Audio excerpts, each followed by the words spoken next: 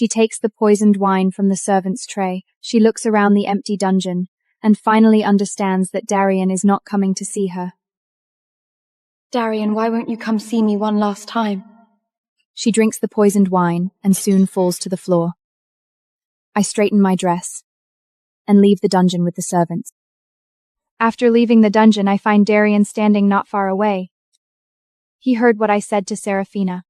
He immediately comes over and grabs my wrist, asking if I really only want power and nothing else. I pull my hand away without answering him directly. Only then do I realize he has fallen for me. He once looked down on where I came from. He also gave the order to kill my child. Now he wants my love. Have you really never had any feelings for me? I see the pain on his face. I don't comfort him or give him the answer he wants. I entered the prince's dragon nest to survive. Later I took power so no one could control me again. From the beginning, our relationship was a deal. Your Highness, I'm only raising a dragon who can provide for me. Darian lets go of my hand and takes 2 steps back. He finally understands that even though Serafina is dead, my heart will never belong to him. After hearing me, Darian draws his sword and cuts down a dead tree in the courtyard. Flying splinters cut the back of his hand. He accuses me of being heartless. He says letting me control the prince's dragon nest and getting rid of the Vale family were all things he did for me. I don't accept that. The Vale family controlled the White Dragon Legion and already threatened his position as prince. I only got the dragon ring and the power to manage the dragon nest by using his guilt. Don't dress up your ambition as devotion to me, Your Highness. It disgusts me. Darian turns and leaves. After that, he never steps into the West Wing Grey Tower again. Instead, he marries several new noble companions and deliberately has them show off his favor in front of me. But I only manage the accounts. I never compete for his love. To protect my child's place as the first heir I have, people send the new companions birth control potions. When Darian finds out, he comes to question me. I put down the dragon crystal ledger and touch my belly. I'm 3 months pregnant. The magic healer checked. It's a boy. Darian's anger disappears at once. He reaches out, wanting to hold me. I step aside and remind Darian that I'm only having this child because that was why Alaric brought me to the royal city. The joy on his face fades. Before he can say a word, the sounds of battle erupt through outside the prince's dragon nest. An injured Black Dragon guard rushes into the West Wing Grey Tower. He reports that Prince Lucian and the captain of the Black Dragon Hardias have launched a coup. Alaric has died, and the rebels are closing in on the prince's dragon nest. Darian immediately draws his sword and calls for the prince's guards. He orders me to stay in the Grey Tower, under the protection of the Shadow Guards. I know the prince's guards can't stop the Black Dragon guards, so I ask if he still has the other half of the Twin Winged Dragon Legion's military token, the symbol used to mobilize the Legion. As long as I have the military token, I can contact my father's old troops at Redstone, Dragon Rider Fortress, and bring them into the royal city to put down the rebellion. If you want to die, fine. But don't make my child die with you. The pounding at the door gets closer and closer. Darian looks at my belly. Finally, he takes out the other half of the Twin-Winged Dragon Legion military token and places it in my hand. The military token is yours. My life is in your hands too. After getting the Twin-Winged Dragon Legion military, I immediately give it to the leader of the Shadow Guards. I tell him to leave the royal city through the underground lava tunnel and use the token to call in my father's old troops at Redstone Dragon Rider Fortress. Leave through the lava tunnel. Use the token to call in the troops. Darian rushes out of the West Wing Grey Tower with his sword and leads the prince's guards against the rebels. I stay in the Grey Tower and drink a potion to protect my pregnancy. The truth is, this rebellion has been part of my plan all along. Prince Lucian's advisor is also one of my people. I need this chaos to weaken Darian, so he will have no choice but to rely on me in the future. 2 hours later, reinforcements from Redstone Dragon Rider Fortress arrive. The rebellion is put down, and Prince Lucian is killed. To protect the entrance to the lava tunnel, Darian steps in front of me and takes a spear meant for me from the captain of the Black Dragon Guards. When he is carried back, he is badly injured. His Majesty's organs are damaged. His dragon wings and magic powers are severely damaged. He may be bedridden for a long time. With Alaric dead, Darian becomes the Dragon King. And I finally become the dragon. 6 months later, I give birth to a healthy prince.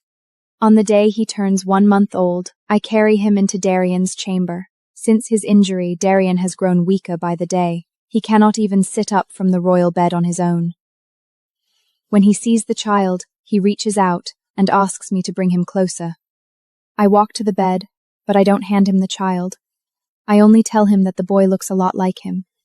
Darian asks if I still hate him. He says he has already given me the kingdom and his life. I don't hate you. It's just that you're no longer useful to me. Darian coughs hard after hearing this. I wipe the blood from his mouth and tell him to rest. From now on, I will handle all the affairs of the Dragon Nest Council. I turn and walk toward the doors. Behind me, Darian asks if I ever loved him. He only wants an answer. Does it still matter whether I loved you or not? The doors close behind me. Holding the prince, I walk toward the Dragon Nest Council. The kingdom's nobles and ministers are already kneeling on one. After Darian is bedridden, I begin handling the kingdom's affairs for him. At my first Dragon Nest Council meeting, every noble and minister kneels on one knee. But no one is willing to hand me a petition scroll. Several old ministers believe women should not take part in ruling the kingdom. They join together and demand that I hand over the Dragon King's scepter and the twin-wing Dragon Legion military token. They also want a royal dragon prince to take over the council.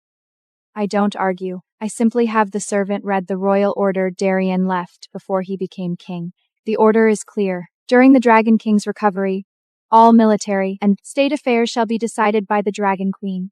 Chairman Grant still refuses to obey. He secretly joins forces with the royal dragon princes and closes the gates of the royal city.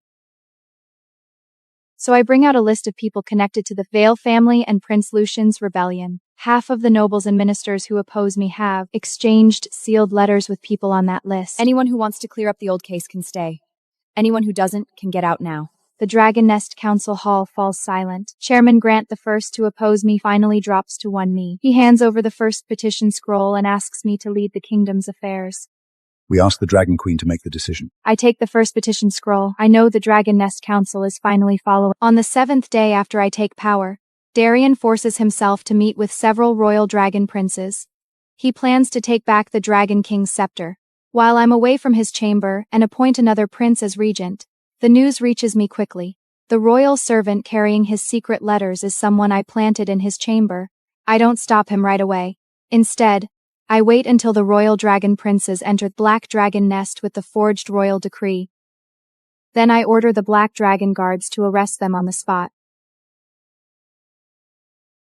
When Darian learns that his plan has failed, he coughs up blood in rage. He accuses me of spying on the Dragon King and orders me to hand over the child and the scepter. I have the head maid take the prince away. Then I walk alone to the obsidian royal bed. Joanna, are you going to take away the last bit of power I have? I remind him that he was the one who placed the twin-wing Dragon Legion military token in my hand. He was also the one who made sure the Dragon Nest Council knew that only I could keep his throne secure. Now that the realm is stable, he wants to send me back to the West Wing Grey Tower. Your Majesty, power is easy to give away, but taking it back? That depends on whether others are willing to let you. From outside the door comes word that the royal dragon princes have confessed. Darian finally understands that no one in the Black Dragon Nest listens to his orders anymore. After the royal dragon princes fail to take power, someone in the Dragon Nest Council suddenly questions the prince's bloodline. The minister brings out a magical pregnancy record scroll. He claims the timing of my pregnancy does not match the nights Darian stayed in the West Wing Grey Tower. If the scroll is accepted as real, both my child and I will lose our royal status. Darian does not order anyone to punish me, but he allows the royal bloodline court to investigate, clearly hoping to use this chance to take back power. Holding my child, I enter the Dragon Nest Council Hall. In front of everyone, I bring in the 3 magic healers who examined me, cared for me during my pregnancy, and delivered my child. The real magical pregnancy record scroll has always been locked in the old scroll room of the prince's dragon nest. The fake scroll brought by the minister uses magical paper and an official fire seal from the Vale family, whose assets have already been seized. Did you forge a magical pregnancy record for a royal heir to check his bloodline, or to reopen the case for the Vale family's remaining loyalists. The Black Dragon Guards find the Vale family's fire seal in the minister's estate. Along with secret orders, Darian wrote to the royal dragon princes. The nobles and ministers in the Dragon Nest Council finally see the truth. This bloodline scandal was ordered by the Dragon King himself. I only wanted to make sure that child was mine. I put away the magical pregnancy record scroll and say nothing, because from this day on, the prince's identity will be recognized only by me and the Dragon Nest Council. An urgent military report comes from Rocky Dragon Ridge. Remnants of the Vale family have taken 2 border forts. They claim they want to remove the traitors around the Dragon King and demand that I hand over the twin Wing Dragon Legion military token. The ministers of the Dragon Nest Council urge me to send my father, Gideon Harper, to put down the rebellion. They think my father is just a cow farmer. They do not know that when he was young, he led the Black Dragon Legion under Alaric. After he was injured, he returned to the ranch and lived in seclusion. I give my father the twin Wing Dragon Legion military token, but only 3 months of food supplies. The nobles of the Dragon Nest Council all wait to see the Harper family lose. But my father does not attack the forts directly. He cuts off the rebels' food supplies. Then he brings out the old ledgers showing how Vale family embezzled funds from the Black Dragon Legion, persuading more than half the soldiers to surrender. We can fight this war, but those soldiers have families too. 2 months later, the rebellion is over. The remnants of the Vale family are brought back to the royal city in chains. My father does not stay with the Black Dragon Legion. He only gives the Twin Wing Dragon Legion military token back to me. From today on, the kingdom will provide food supplies and pay directly to the border legions. No noble family may interfere. After this order is given, the last army outside my control becomes part of the kingdom.